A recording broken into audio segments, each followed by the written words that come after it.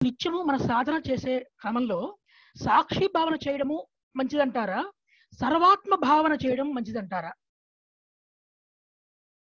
అన్ని మంచియే. సాక్షి భావన చేస్తే పరమాత్మలో నిలవటానికి వీలవుతుంది.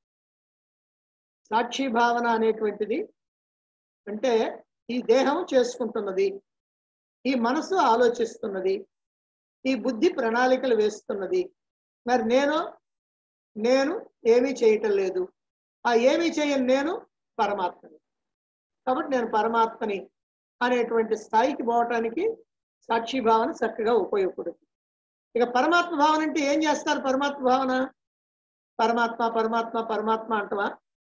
పరమాత్మ అనే ఒక ఆయన ఉన్నాడు అంటవా?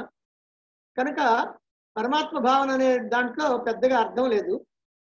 మనం పరమాత్మ భావన చేయటం అని అంటే పరమాత్మ యొక్క విచారణ చేయాలి. అసలు పరమాత్మ అంటే ఎవరు ఏమిటి అనేది విచారణ చేయాలి. ఈ విచారణ చేసినా ఇంకా ఏం చేసినా సాక్షి భావన మనకు ఉపయోగపడుతుంది. బాగా సాక్షి భావన అనేది బాగా ఉపయోగపడుతుంది. లేదు, సర్వము పరమాత్మే అనుకోవచ్చు, కానీ అది స్థిరపడాలంటే అంతా పరమాత్మ పరమాత్మ అంటారు. కానీ అనుకున్నంతసేపు అనుకొని మీరు బజారుకి పోయారు, పని మీద బజారుకి పోయారు, మరి అప్పుడు కూడా ఉంటుందా ఈ భావన? కానీ అప్పుడు సాక్షి భావన చేయొచ్చు.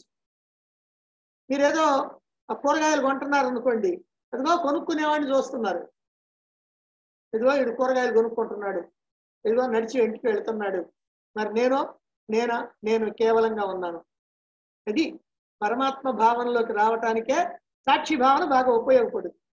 మీరు డైరెక్ట్గా పరమాత్మ భావన చేస్తాం అన్నారనుకోండి, ఆ పరమాత్మ భావన మీరు ఎట్లే చేయగలిగితే పర్వాలేదు, ఎల్లప్పుడూ చేయగలిగితే.